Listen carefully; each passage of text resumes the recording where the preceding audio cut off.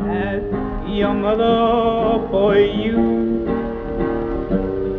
She told me that you was too young. I wish, dear Lord, that I never seen your face. I'm sorry you ever was born. Irene, good night.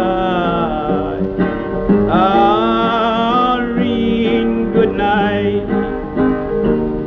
Good night, Irene, and good night, Irene. I guess you in my dream. Sometimes I live in a country. Sometimes I live in town. Sometimes I have the great notion to jumping into the river and drown. Irene, good night. Irene, good night. Good night, Irene. Good night, Irene. I guess you in my dream. Stop rambling and stop gambling. Quit staying out late at night. Go home to your wife and your family. Sit down by the fireside bright. Irene, good night. Irene, good night. Good night, Irene, and good night, Irene. I guess you in my dream. Hello, Irene, God knows I do. Love her till the sea runs dry. All right, so welcome back after the long weekend. Everybody pretty much had good success almost with the lab. And you were exposed to a basic input-output program in a couple of different ways. To review our basic I/O for C, remember that you've got the printf. Printf stands for print formatted. And you can use one of several different placeholders here, which include %f, %d, or %c for floating point numbers, doubles, integers, and character values, respectively. But you can do more than that. Or in fact, you can do a lot more than we're going to cover here with basic printf functionality. But you can, what we are going to cover here is that you can use these two modifiers, where you can specify the minimum number of columns and the minimum number or the number of digits of accuracy to the right of the decimal place. Both of these are, of course, optional. If you just want to print it out, then %f, that's going to be the default out to 6 decimal places.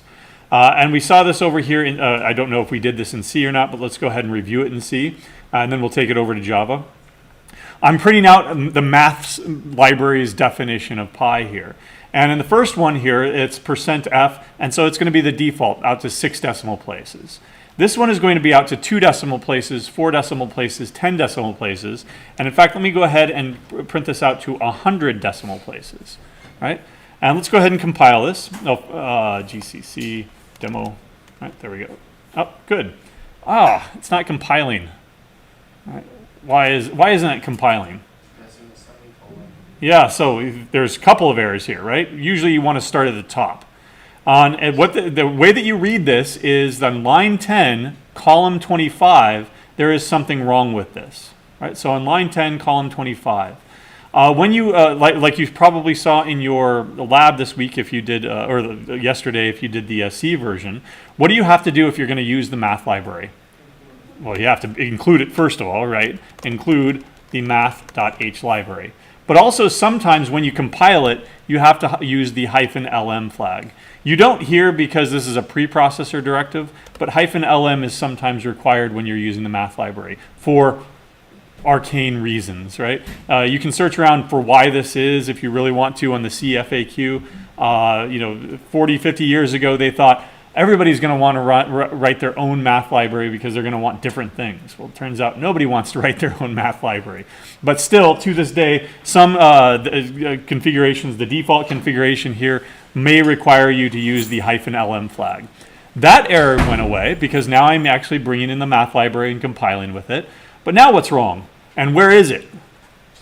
Where's the error, first of all? Line 22, column 23. If I go to there, line 22, column 23, what is it telling me? I missed my semicolon, right? So start reading the error messages, right? And start at the top and work your way down, because just like a story, the story starts at the top, right? You don't jump into the middle of the story and start reading. And the compiler is similar. It's going to start reading your program top to bottom.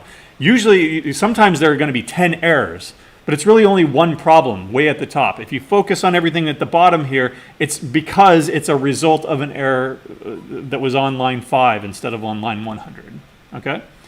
So once I've fixed that, then it should compile. Great.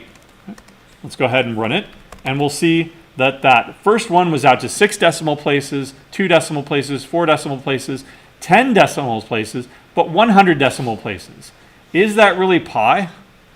No, at some point, 16, 17 digits of accuracy out, right? Then it's going to start diverging from pi. Why? It's just printing out garbage here, right?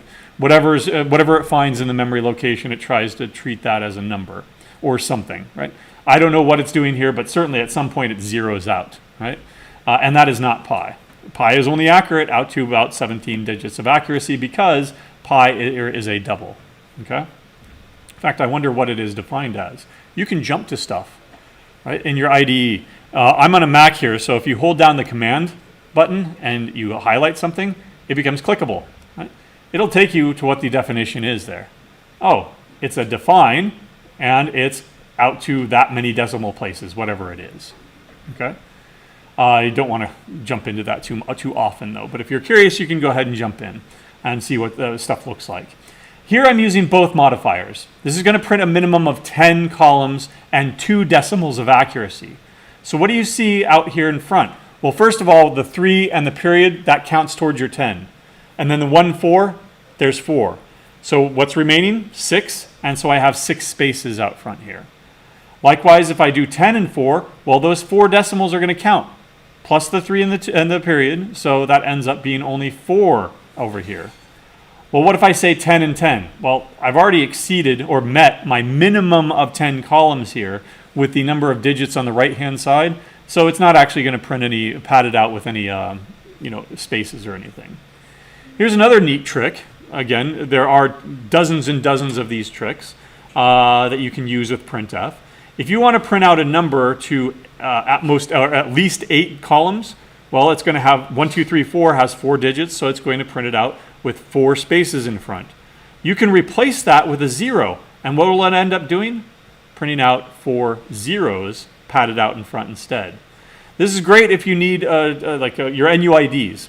Some of you have NUIDs that begin with a 0, right? And so if you're printing out something that does have leading zeros, that's not a number because we don't print leading zeros with numbers. But if you want to treat that as an ID or a social security number or something like that, then you can use tricks like this. We probably we did all this already in Java, but I erased it, and I erased it intentionally because I wanted to show you. Oops, that's not what I wanted to show you. Clear that out. Get rid of the console. Right. What I wanted to show you is, oh, darn it! Now I've got to change a lot of stuff over here because this is Java. Right. Well, first of all, m_pi. That's a pretty easy change because it can do a find and replace. m_pi math.pi. Replace all of those. We're good to go on that. Now I'm going to have to replace all printfs with system.out.printf, right? Or what I could do is type once. This is called block selection mode. So system.out.print. Oops. Dot print. There we go. All right. Block selection mode. In fact, you can actually select a block of code here instead of normally line selection mode. That's the default, right? You're going to be selecting line after line. I would get everything to the right of this block. I don't want that. What I want to do is just select a block and imprint and put it in. Oops, I have two printfs here. So what I'm going to do is I'm going to select that block and erase it, and then retype the F. Right? Block selection mode. It's a great tool to use in both IDEs. In Eclipse, it's Option Command A on Macs.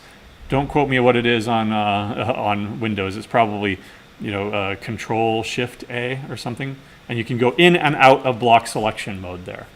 You can do the same thing over here, if I remember correctly. Nope, that's not right. Nope, that's not right either. It's Option Control. Nope. Control Shift. Nope. Oh, I don't want that. All right. So I forget how to do it. You'll have to search around for block selection mode in CodeSpaces or the CS50 IDE that you're using. Okay. Any questions on output? Again, with one thing with Java though, Java, it supports system.out.print, no end line. Right. System.out.println, which adds an end line. Right. And then, of course, also system.out.printf, which is what we're using in C. Any questions on any of those? Yeah. Is the system.out.printf the only one that supports the formatting? Correct. Yeah. Yep. Otherwise, the other two will just print it whatever you've got. And the main difference there is that you can use concatenation. So, for example, if I wanted int x, I've already got x there, but I'll go a is equal to 10, int b is equal to 20. I can go ahead and use .out.println, right? Say a is, and then concatenate it with a, and b is, and then concatenate. We'll talk about concatenation later on, and then do something like this, right? And when I run this, save, right? Then I get that kind of formatting. You're always having to go inside in a string and then out of the string and in back into the string, etc. This is way easier, in my opinion, if you're doing formatted stuff like this, right? But otherwise, you can use this. So I'll go ahead and make sure you've got this in the notes. Let's go ahead and add this as Java demo. And I'll have the C version here as well. I'll take that from over here. All right. Where do we find these notes again? GitHub. Yep. Okay. All right, well, that was output. What about input? And this is what you practiced yesterday. Standard input. Right? The standard input is your keyboard. Right? In other words, interactive input. Right? Both languages support the standard input. In C, let's go with C, you can use scanf to scan the standard input. Right? And you saw all this yesterday. In fact, let's go over here to C, where I want to read in, say, an integer. So int x. First of all, I need a variable in order to hold that value. Then I'm going to, typically what you'll do is you'll prompt the user for input. Printf, please enter an integer. Right? Now, I'm going to run this as it is, GCC demo. And we'll see the consequences of this. It's just going to run, right? I'm not actually reading any input, and so consequently, please enter a number. It goes on, and it ends the program. What I want to do is I want to now scan f for an integer, use the same placeholder there, %d, and I want to read it into a variable called x. We'll talk about the ampersand here in a moment. Right? Let's watch the program now. Right? There we go. What is it doing? It's sitting there waiting. Right? This is called blocking. It blocks the operation. In other words, it pauses at line 13 until the user mashes their keyboard and then hits enter. That's its signal to wake up again and then start processing whatever you typed in. So if I say 123, it read in 123. We don't know that because, of course, we're not printing it, so let's do that. I read %d and the line x. Okay? So let's run that and run it again, and if I enter 123, it reads 123 as a number.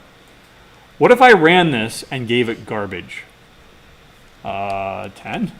TEN. That's a number in English, but is that a number that the computer is going to say, I understand that number? Nope. So what's going to happen? Predict what will happen. Error. Print 0, blows up, erases the hard drive. It's just 0, right? Now, why is that? Well, because you entered TEN into the standard input. It starts parsing TEN. Immediately when it sees T, it says, that ain't no number I've ever heard of. I'm going to immediately stop. Well, what have you processed so far? Nothing. What's the numerical value of nothing? 0. Watch it again. If I'm going to have 123 and then TEN, it processes 1, 2, 3, sees its first number that is not a thing that is not a number, and it stops processing. Right? If you have 10 and 1, 2, 3, again, it stops at the T immediately, giving you 0. Right? All right, you can do the whole thing again if you want to read a double. You just need to make a double. Double Y. Please enter a number instead of just an integer. Well, what is our placeholder for floating point numbers? F.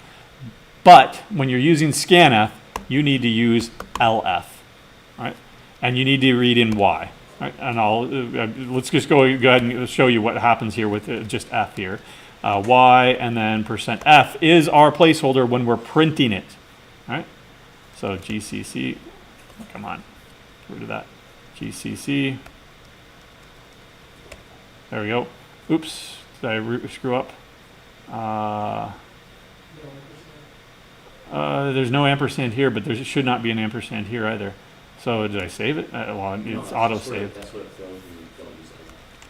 Oh, sorry. That's what I got yesterday. Okay, yeah, it's just warning then, right? Oh, good GCC.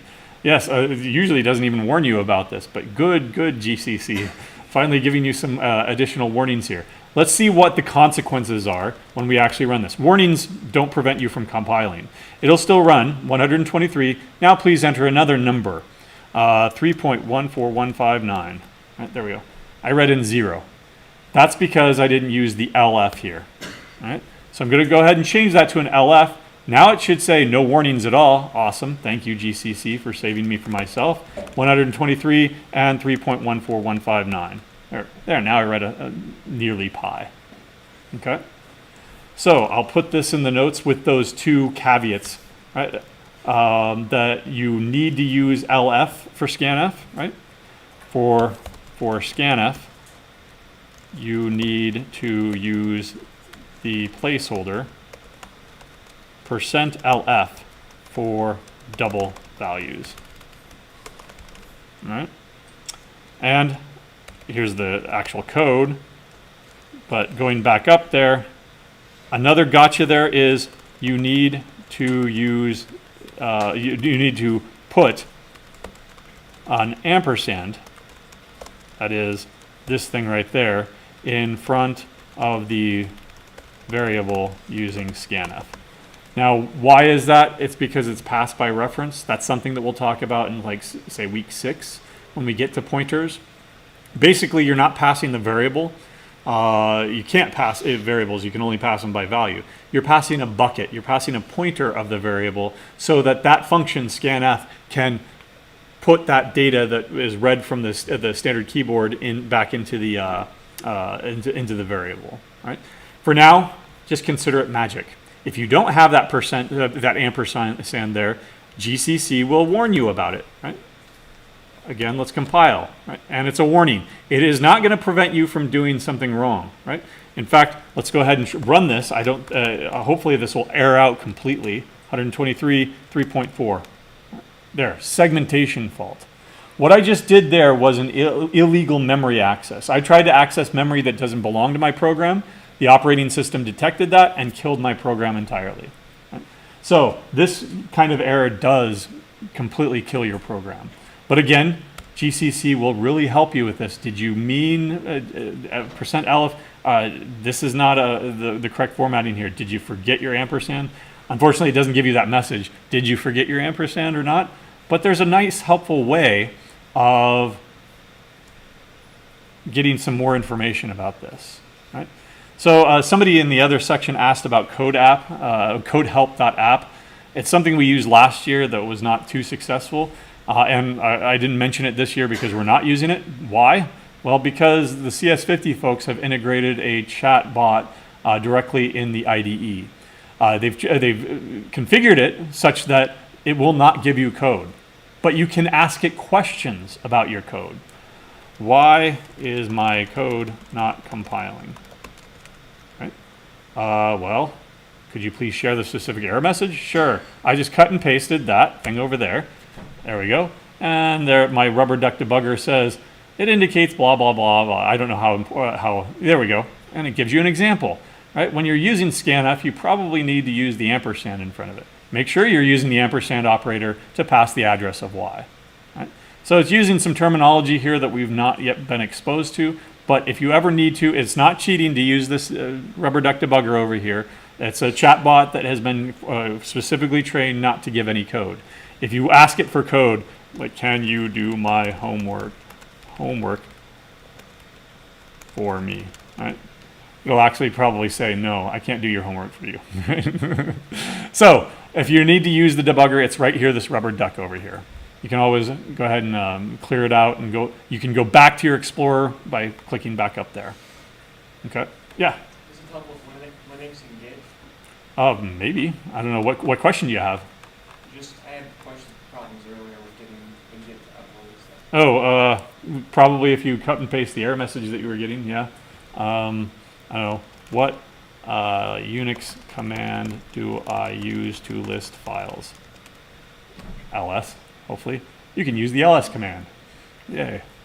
I don't know what that indicates. Like, you don't only get so many questions. I can't believe that, but whatever. Fill it up, consider. Say what? Fill it up, consider. No way. Yeah. So if you put like an integer value or a double value in an integer. Good question. So let's try this again. Let's make sure that I've recompiled it though. Oh, let's fix it and recompile it. All right, so if I want 123.5, well, it reads 123, sees that period, and says, oh, good question. I read 123. Okay, so what's going on here is it reads 123, sees that 0.5 there, and then when it goes down here to scanf, it sees that there's still something in the buffer, that period and that 5. And so it immediately reads whatever's left, 0.5 here. But that's just because I'm doing 2 scanfs in a sequence here. Usually what you do is you flush the buffer. There are a whole bunch of problems like this with standard input, which is why we almost immediately go away from it. Right? But before we go away from it, let's talk about it in Java.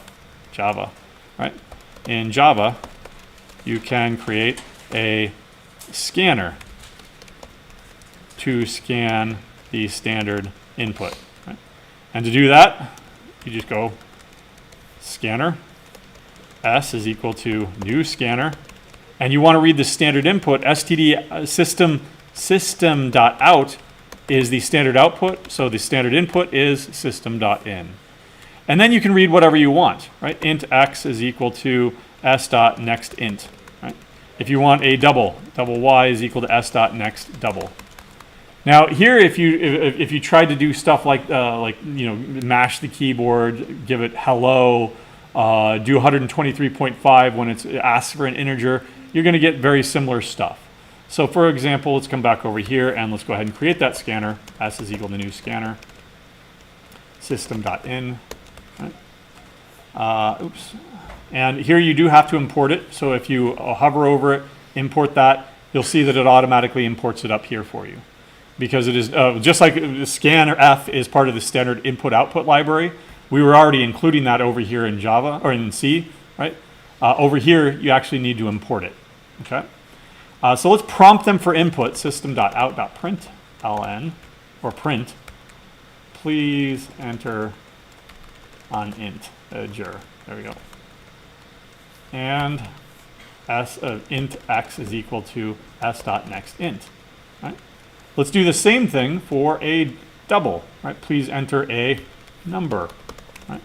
And we'll change this to double y, and not next integer, but next double, And then we'll print them both out. System.out.printf. I will go ahead and go with print formatting unless otherwise specified, just because it's easier.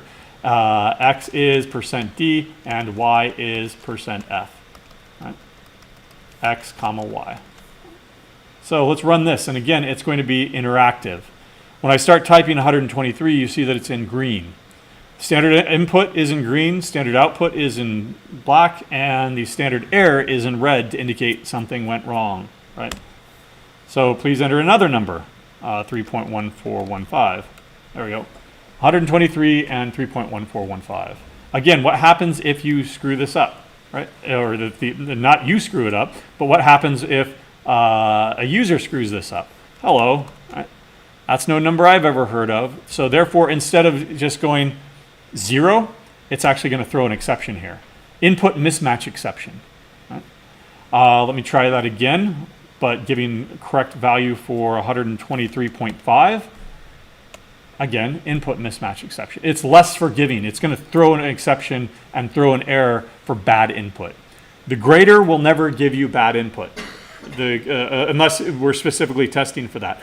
Later on when we do conditionals, you should check for input. For example, we're going to check an APR, an annual percentage rate, or a dollar amount. And then we're going to say, nope, that dollar amount cannot be negative. Right? That's the kind of error message you need to be check, error condition you check for, and then the kind of error message that you would produce. Right? But otherwise, we're not going to throw hello at you when we should be entering in a number. Right? So there is standard input in Java. In fact, I'm just going to go ahead and replace this entire block here with what we just did. There we go. But we're going to immediately get away from that into non-interactive input. Okay. So interactive input, scanf, scanner, whatever, right? That is only the beginning, right? The vast majority, in fact, there's a great quote, I forget who it's by. The vast majority of software is not written for humans, right? What's the point of writing software? It's to automate things. So we write software to interface with other software so that we don't have to do anything. 99 times out of 10, you're not going to have somebody sitting there mashing the keyboard giving you input or clicking a button or something like that. We're used to that because as consumers, we're used to consumer-facing electronic devices that are intended for human-computer interaction. These things are just the tip of the iceberg. The vast majority of software is written for other software to automate things. And so we do not want to have interactive programs for the most part. We want to have non-interactive programs. Right? From the command line, you call these command line arguments. Right? This is non-interactively. You kind of reverse engineered non-interactive input yesterday in your lab. Where we showed you, here's the interactive input, here's an example of the non-interactive input. Now go ahead and write your own code so that it's not interactive. Command line arguments are provided when you type out the program name. So when you go a.out, hello, 10, and 3, there are actually here 4 command line arguments. The first command line argument in C is always the executable file name, so a.out, right? Then you have hello as the second command line argument, 10 and 3.5 as command line arguments. They are separated by spaces, right? Each is separated by spaces. In C, the first argument is always the executable file name. If I were to rename that instead of a.out, I named it myawesomeprogram.out, then you would see as a command line argument myawesomeprogram.out. Right, instead. But in Java, the first argument is the first user provided argument. You can access them as follows. The first is going to be argv sub 0. Right? This is C. The second is going to be, well, if you start at 0, what's next? 1. Argv sub 1. Third, etc. Right? So 2, etc. Right? You can also determine how many there are using argc. So argc stands for argument count. Right? So that C in there stands for the number of arguments. So you can check for, did I receive the correct number of command line arguments? We'll get into conditionals here later on. But these are all strings. Right? The inputs are all strings. So you need to convert them if they are numbers. And how do you do that? Well, there are two functions, a to I and a to f.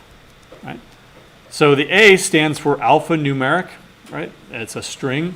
2 stands for 2, T-O, right? 2, and then I is integer, right? So this is for ints, right? And this is for doubles. So let's take a look at that over here in our C environment. I'm going to keep the same X and Y. Oops, let's go ahead and get rid of the scanf though and the prompting. Now this is no longer interactive, right? If I were to run this immediately, of course it would have the default values, which are anything in C, right? But what I'm going to do is I'm going to read these as command line arguments instead. So X is going to be the first argument, argv sub 1. Remember, argv sub 0 is the executable file name, a.out. And so I'm going to need to convert that. Right? And then let's actually compile it and see what it says here. It has no idea what you're doing there, right? Because this thing on the right-hand side is a string, those things with double quotes. This thing on the left-hand side is an integer, right? So you can't do that. Right? So how do I convert the thing on the right-hand side, which is a string, double quotes, into a proper integer, a to I, right? Pass it off to that function, and you'll get that value. A to f, if you want a double, argv sub 0, or sub 2, excuse me. So let's go ahead and compile this. Now let's just go ahead and run it without command line arguments. Technically, there's one command line argument there, a.out. When I do that, I get a segmentation fault because 1 doesn't exist and 2 doesn't exist because I didn't provide it. Let's go ahead and provide it, 3.5. So 10 and 3.5. And it successfully reads 10 and 3.5. If you screw around with the inputs here, you'll still have a bad time, right? 3.5 and 10. Right? I've reversed those. And so what it's going to do is it's going to process 3.5 and it's going to say, well, 3.5, yeah, that's a number, but it's supposed to be an integer. So what do I do with that 0.5? Truncation, chopped off, thrown away. And you end up with 3 and 10, right? 10.0. If you do something like hello world, right? Neither one of those is a number. So it sees H. What have I processed so far? Nothing. Nothing is 0. Likewise, sees W. What have I processed so far? Nothing, so nothing is 0. Right? If I don't provide the exact number of command line arguments, I'm going to probably get an error here. Or if I provide too many, well, all subsequent ones are just ignored unless you write code to not ignore them or reject them or something.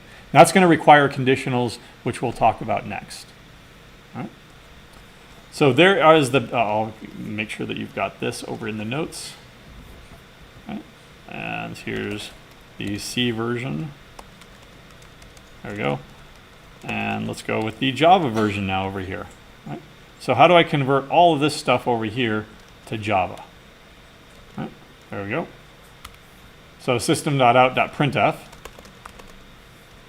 Printf. There we go. I'll go ahead and get rid of that. There. And all I need to do is deal with argv now. Well, it's not argv. What is? By the way, where was I getting this stuff? I told you to ignore this last week. It's all up here. Now we do need to pay attention to this stuff. argc and argv are given as arguments to the main. They're given as inputs to the actual program. And that's where this is coming from. If you want to know what v stands for, it stands for vector. Vector is just a collection of values. Right? Kind of like a math vector. A math vector is like 3 numbers or 4 numbers or 5 numbers, right? All right, so up here I've got args instead. So let's go ahead and change args and args. And remember that for Java, the first argument is the first user provided argument. So here we don't start at 1, we start at 0 and 1. There is no A to I and there is no A to F. The equivalents in Java are going to be integer.parseInt, and following that same pattern, what do you think? Double dot parse double. There we go. Now, I don't see any command line here, right? If I just run this, it's going to say, I don't know anything about that because there are no command line arguments provided here. The way that you provide command line arguments in Java is you have to have a run configuration. So instead of hitting the play button immediately, go to the drop down right next to it, go to run configurations. Got a whole bunch of options here, but the option that you're going to want to focus on is arguments. What arguments do you want to give this? 10 and 3.5. Okay. Apply that, run it, and there, I read 10 and 3.5. If you want to run it with different command line arguments, that's fine. Go back over, change them. 10, 20, and 7.9. Apply that, run it. 20 and 7.9. What happens here if you do not provide the correct types here? Hello, world. Yeah, what's going to happen? It'll flag it. Yeah, it'll throw a number format exception, just like the type mismatch exception. I expected an integer, you gave me hello. Right? I'm going to throw it back at you. So that's another difference between C and Java. Java is going to be more apt to throw an exception that later on we'll talk about how to catch that and then deal with it. Usually, though, you don't want to deal with it, right? Well, no, you gave me bad input. There's no possible way that I can recover from that. We'll just end the program right here.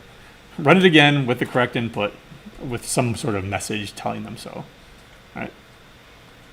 All right, so there are the equivalents in Java.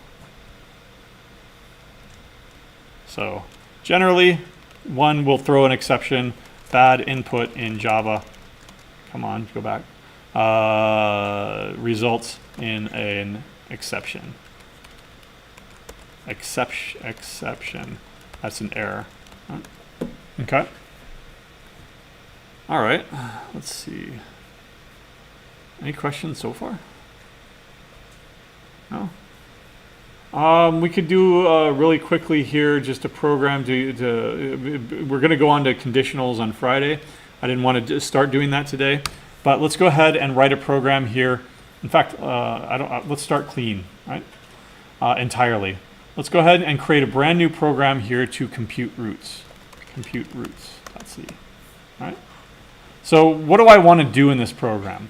Well, generally we tell you what program to write, but immediately after we tell you what program you need to write, what you need to do is first write your documentation.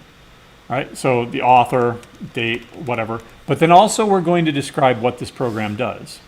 So computing roots, what I mean by that is we're going to use the quadratic formula to compute the roots of a quadratic equation. Okay?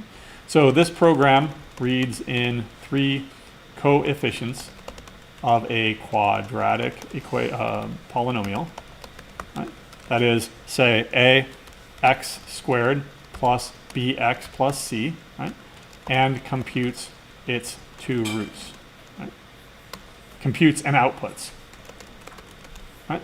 There, that's the prompt, right? Now, if I put that into my rubber duck debugger over here, I'm sure that and asked it, write this program for me, I'm sure that it would not. Right? Hopefully it would not. But that's our prompt, right? Maybe not a capital A. Right? But that's the beauty of documentation. If you write it first, you kind of set out a roadmap for yourself to determine what I need to do in this program. Okay? Now, having a week and a half of class, tell me what's the next thing I do. In C, of course. I need to include the standard library and the standard input-output library. And looking ahead here, I'm going to be doing mathy stuff. Right? So probably want to include the math library. Because if we all remember we probably drilled into our heads at this point, what is the quadratic formula? Negative b plus minus square root of 4ac, or b squared minus 4ac, right? So I'm probably going to want a square root in there. Right? Next, my main, int argc char argv. What are those stars there? Don't worry, magic for now. We'll talk about that later. All right. Let's do this. Do we want to do this interactive, or do we want to do this with command line arguments? Command line arguments? Okay. So let's go ahead and establish those three coefficients. Should they be integers, first of all? Right. Probably doubles. Why? Because who does just integers for their quadratic formulas, right? So double A, B, and C. These are the coefficients up here, and it should be that AX squared. Right, there we go. All right, double ABC. Yeah, good. I always remember your punctuation, right? If you don't remember your punctuation, then the compiler will tell you about it, right?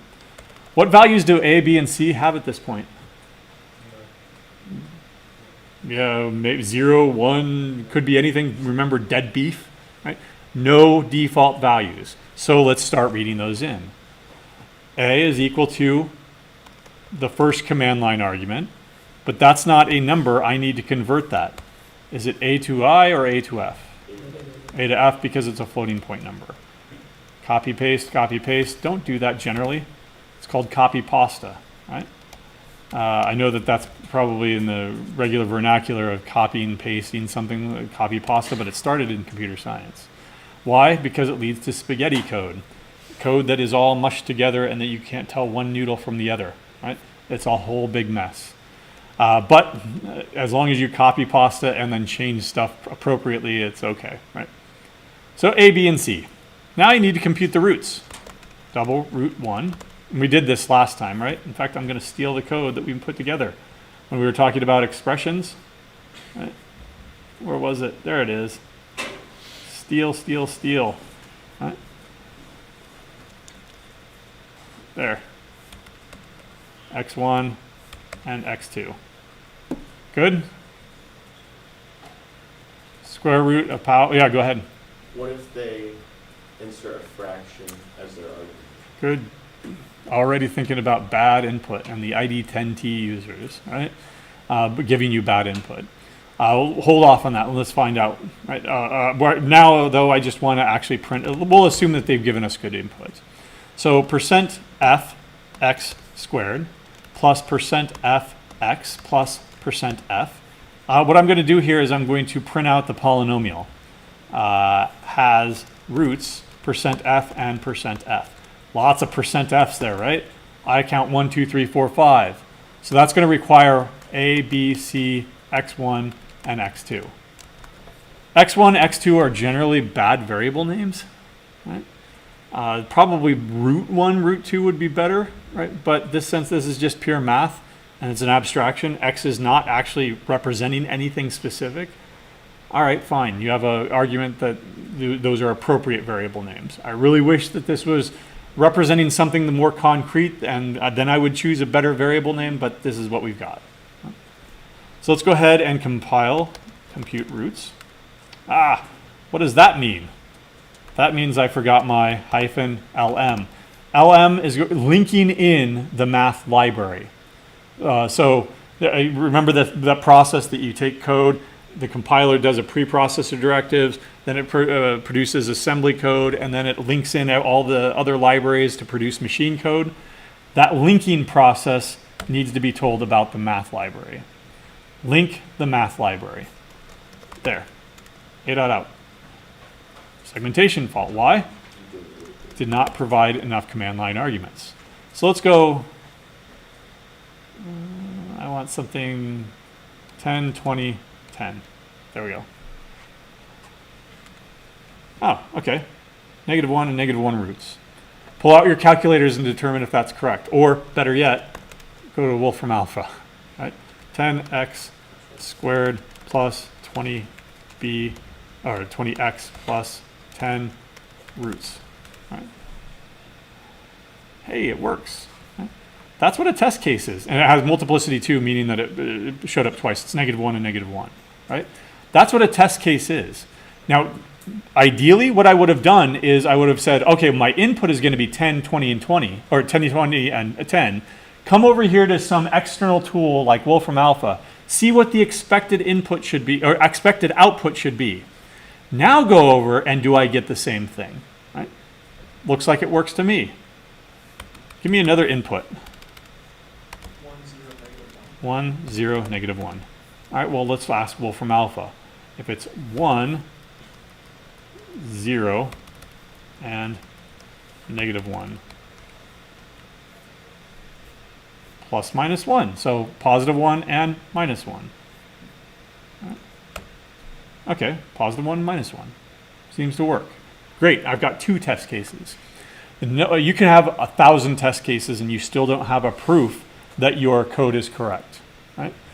Always be thinking about those other types of test cases, those aberrant test cases. We call them corner cases or sometimes extremal cases or something like that. For example, what if somebody were to put in 0 for the first one? 1 and 1. Let's ask Wolfram alpha. What does that mean? 0 on the coefficient of that other one would be x and then plus 1. Or did I have 1 and 1? Yeah. 1 and 1. So there we go. What are the roots of that? Negative 1, but how many are there? Just 1. So what happens over here? Think about this equation. What happens if a is 0? Divide by 0. And what we have? Not a number, an inf. The things that we saw before. What happens if you do something like this? 20, 1, and 20.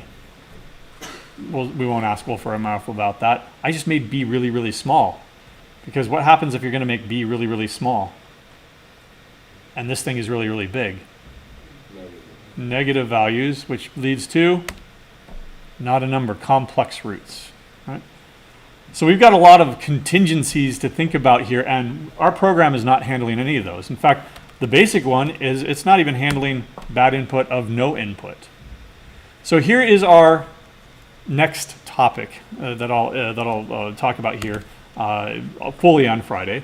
But you can check how many command line arguments do you expect? I expect A, B, and C. But in C, what else am I expecting? The argv of 0, which is the command, which is a.out, right? The executable file name. So if the number of command line arguments, argc, is not equal to 4, then I'm not going to do this stuff down here. I'm going to give you an error, printf, error. Right? You did not provide the correct number of command line arguments or inputs. And the line, and we're just going to exit on them. We're just going to immediately end the program at line 21. Yeah? What does the exit 1 do?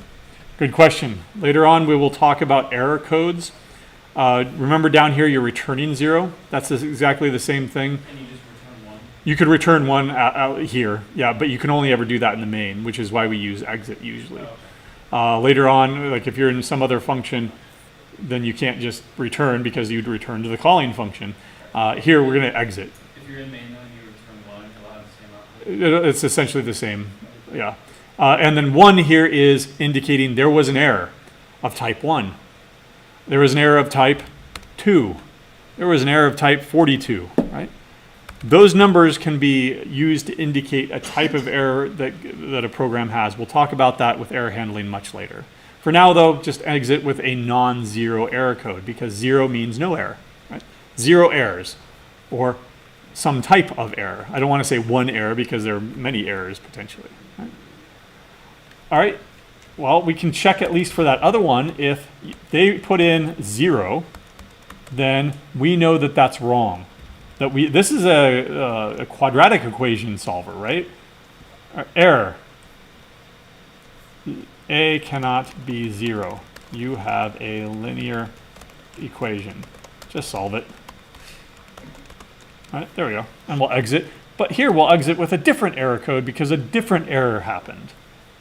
Now let's go ahead and check out how this works. Right, if I run this, did not provide enough command line arguments. All right, fine, 0, 1, and 1. There, now I get a different error message here. Cannot be 0, just solve it. Yeah? And so those like exit 1s, exit 2s are only for like us to look at and be like, okay, debugging wise, or like it's wrong, it doesn't do anything with the program? It's generally you want to do this kind of pattern if you're doing error handling, right? And you're saying, there's nothing I can do at this point. The program must die. We're going to exit, but we're also going to give you some information about why we exited, right? So now it's your choice. In fact, you could echo, what isn't it? $? Question mark. Yeah, there we go. So in Unix, what you can do is you can get the exit code here, right? 2, and then you can decide what to do with it. Here I've decided not to do anything with it. It just errored out and died, right? But you can write a program to run another program to run another program, and now you've got inter-process communication, right? So a program can talk to another program, and then when that program errors out, this program can do something else or something, right? Again, that goes beyond the scope of what we're doing here. I'm just showing you a preview of conditionals for next time. I don't think we can do it, but let's go ahead and try. There we go. argc is different. args.length. Right. We'll pick it up here next time, but what else would I need to do? Oh, yeah, good. I would just need to change these lines here, change this to system.out, and guess what? System.exit. Same thing down here, and then of course I would need to change these conversions here. But otherwise, it's almost line for line exactly the same in Java. Right? Only as we get more complex programs are we going to see a bigger divergence between the two languages. Right? We'll pick it up there next time though.